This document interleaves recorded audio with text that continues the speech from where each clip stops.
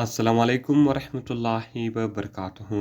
دوستانو نن په دغه ویډیو کې زه تاسو ته د موبایل لپاره یو داسې ښایسته او خوندور اپلیکیشن دروښیم.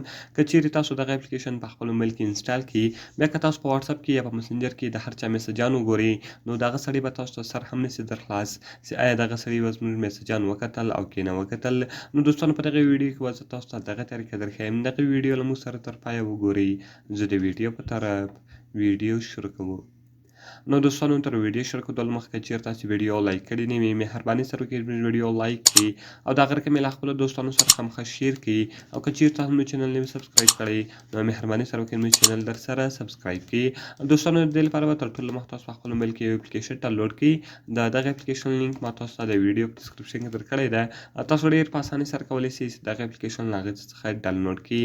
کله چې دوستانو تاسو دغه اپلیکیشن له هغې څخه ډاونلوډ کړئ، د هغه رقم ګوره دوستانو له به تاسو راسئ په آی اګري باندې به کلیک وکړئ او دغه رقم ګوره دوستانو له هغه به تاسو کلوز وینډو کوئ او دلته دوستانو تاسو نوټیفیکیشن اکسس ووایي. نو دوستانو کوم پرمیشنات له تاسو څخه غواړي، هغه پرمیشنات به تاسو خپل موبایل الاو کړئ. نو ګوره دوستانو د چټ بین ده ناټ الاوډ ده، دلته به دغه تاسو خپل موبایل کې الاو کړئ او دلته به دوستانو تاسو د الاو بټن باندې کلیک وکړئ او تاسو په بیک باندې ووځئ. دلته به دوستانو دغه پرمیشن هم تاسو الاو کړئ، نو دغه اپلیکیشن به تاسو په موبایل کې خلاص شي.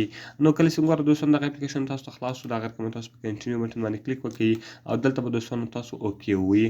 نو کله چې ګوره دوستانو تاسو اوکې ووایي، دغه رقم ګوره دوستانو اوس کله تاسو راسئ، اوس که تاسو په واتساپ باندې څوک میسج وکړي، که په واتساپ بزنس باندې تاسو څوک میسج وکړي، نو هغه میسجان دلته تاسو کتلی شئ. بیا که دوستانو دلته تاسو هغه میسجان وګورئ، هغه به دلته په واتساپ کې او په واتساپ بزنس کې نه وي کتل سوي. نو بیا به دوستانو دغه سړي تاسو ته سر نه در خلاصېږي چې آیا دغه سړي به زموږ میسجان وکتل او که نه وکتل. دغه رقم ګوره دوستانو اوس که تاسو غواړئ چې مسنجر ایډ کړئ، نو دغه رقم دوستانو تاسو راسئ په پلس بټن باندې به تاسو کلیک وکړئ. کله چې ګوره دوستانو تاسو په دا پلس بټن باندې کلیک وکړئ، دغه رقم ګوره دوستانو دغه ټوټل اپلیکیشنان دي.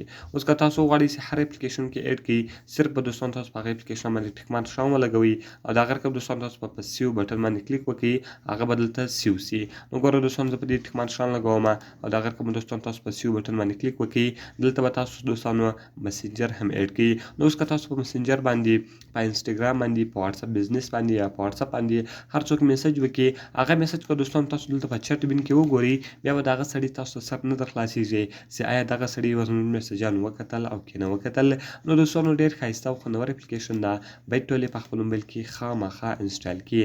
نو که مې ویډیو خوښ شوي وي، ویډیو خامخا سره لایک کړئ، له خپلو دوستانو سره خامخا شیر کړئ او د دا رقم ته نورو ښایسته ویډیوګانو لپاره زموږ چینل خامخا سبسکرایب کړئ.